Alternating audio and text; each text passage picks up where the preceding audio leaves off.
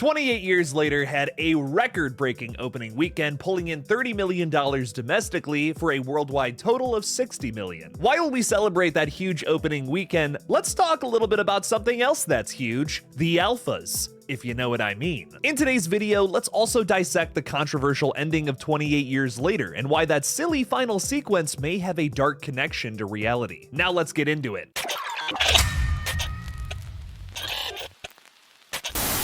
Hey everybody, I'm Killjoy Jake, and instead of having friends, I have horror movies. I want to warn everybody before we get into today's video that we're not only going to get into some darker themes than usual, but there will also be spoilers ahead for 28 Years Later, which just came out. So go see it and then come on back, enjoy the movie, folks. Like I just said, we are going to get into some pretty dark topics later on in this video, so let's start off with something light, talking about the actor who played Samson, the hung like a horse alpha we saw during that one really cool train sequence. First off, I sadly have to report that Kai Lewis Perry's junk in that sequence was just a prosthetic. When asked by Variety if that was real nudity or not, Lewis Perry responded, "Yeah, they were prosthetics. That's a law that states, I think, because he's a child, you're allowed to have nudity, but it has to be fake nudity. It was to protect Alfie Williams." He almost sounds like he doesn't want to admit that that was a prosthetic. Variety actually asked him if it's in proportion to the real thing, to which he said, "Well, I'm 6'8",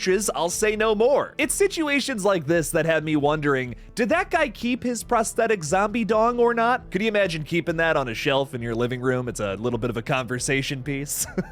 Kai also gave us some backstory on Samson, making me think he'll be back for the next movie in this trilogy, which of course drops next January. When asked about Samson's leadership role amongst the infected, Lewis Perry said, "I suppose you could don him as the king of the infected, especially how I played him. There are things that didn't make the cut, but he's very much in charge of everything. You get to see that with the interactions that the other infected have when they're around him. They're like hyenas and he's the lion. He will have his feed and you will have what is left." Kai also tells us about the backstory he created for Samson, saying, "I created a backstory. I've actually got a little notebook. In my head, what I did to help visualize his intentions and for him to be an alpha is having him saving others. He sacrificed himself to protect others and thus he became an infected. It made him less of a monster for me." Wow, lots to dig into there. First of all, it definitely seems like Samson will return for the next film, potentially as some sort of big bad. If this was Mortal Kombat though, I don't think he'll be the Shao Kahn, however. I think he will be our Goro. That maybe warms us up for an even worse bad guy. We'll talk about that later. Point being though, a few arrows to the chest here is not gonna stop this guy from doing the gnarliest meat spin you've ever seen.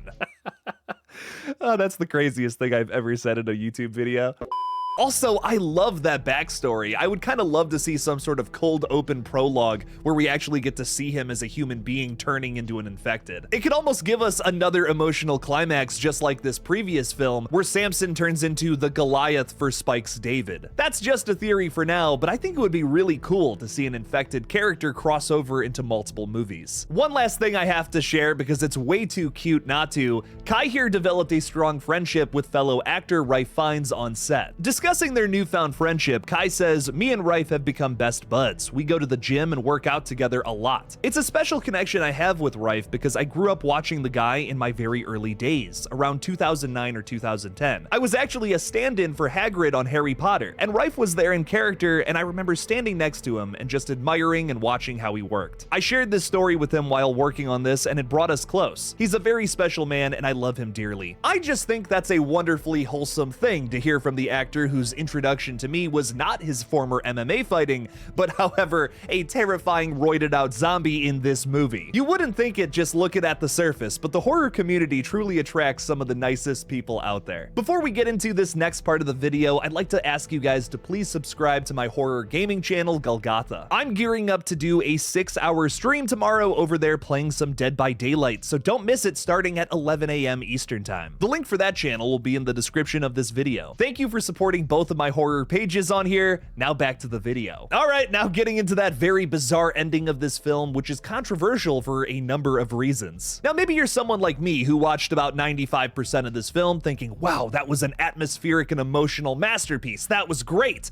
Then got to that last 5% and went, what the f Talking about this bizarre denouement, director Danny Boyle said that Sir Jimmy Crystal here, the guy with the crazy blonde hair in the tracksuit, will be a hugely significant figure in the next film. Boyle also stated about this scene, it's the epilogue or an end theme at the end of the first film that gives you a handover to the second film. Here's the thing about that, love or hate the tone shifting, this is going to be a tough thing to execute considering that this fictional Jimmy Crystal character is based on a real-life predator. As the stupid American that I am, I was unaware of who Jimmy Savile is until today. Through the 1960s to the 1980s, Jimmy Savile hosted a plethora of children's television programs, including Top of the Pops and Jim'll Fix It. While at the time he was a renowned and beloved star, it was revealed after his death in 2011 that he had a long history of SA and predatory behavior amongst the child fans he visited. Yikes. I was doing some research on this guy, and the entire time I'm asking myself, how did this dude get away with it for so long? Well, there was actually a lot of folks at the time who speculated that something was going on here and that knowledge was being withheld from the public. John Lydon of Sex Pistols fame did a radio interview in 1978 saying,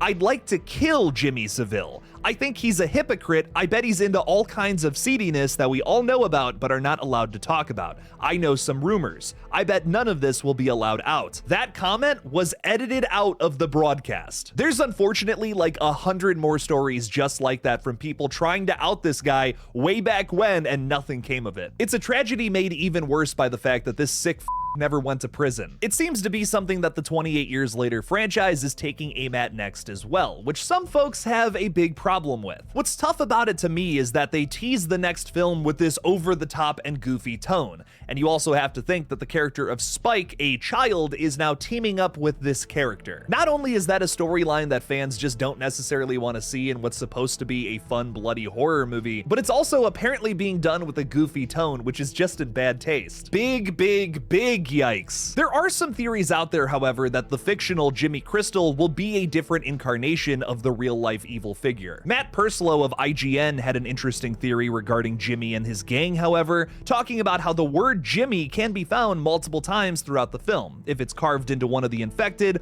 or written on the side of a building. Laying out his theory, Matt said both instances of the word Jimmy being discovered in the environment were included in the film's trailer, which led many fans to theorize that the sequel would feature a cult led by Jim, the protagonist of 28 Days Later, played by Cillian Murphy. Perhaps the Jimmies are spreading the word of Jim, who has since been driven mad by the years of survival. You can see how the Seville-inspired uniform would grow out of that scenario. Cillian Murphy's character did wear a tracksuit during part of the original film. This sounds really similar to what the Planet of the Apes just recently did in its latest installment, Kingdom of the Planet of the Apes. A wordy title, but a great film nonetheless. Kingdom saw the words of Caesar get twisted throughout the course of time so that a new ape could take power. This might be a similar situation here with Jimmy Crystal, who currently leads a gang of Jimmies. I actually just did a video on a secret website that was discovered recently called Rage Leaks, and I think Jim may actually be in charge of it, saying that he's trying to save some of the survivors still on the island, which would include this Jimmy Crystal character. Check out that video here if you want to hear me break that one down. Where I'm sitting, I don't think that Alex Garland would purposefully write a script that glorifies a real-life predator. I think he has a plan to throw a heavy splash of commentary into the next film to say something about this real-life villain, and how if an infection like this really spread,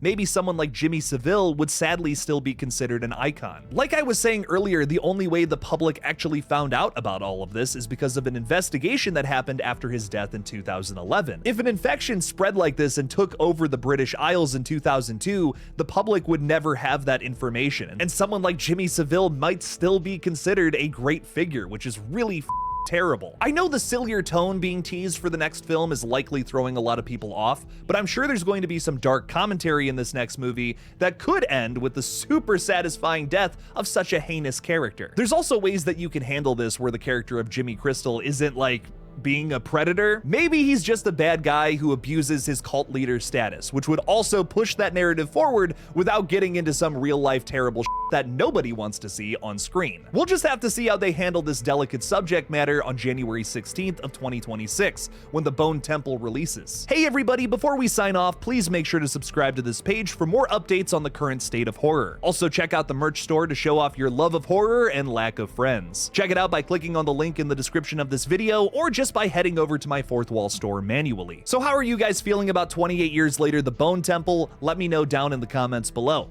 Thank you all again for watching. Please subscribe, and as always, don't forget to kill it out there, y'all.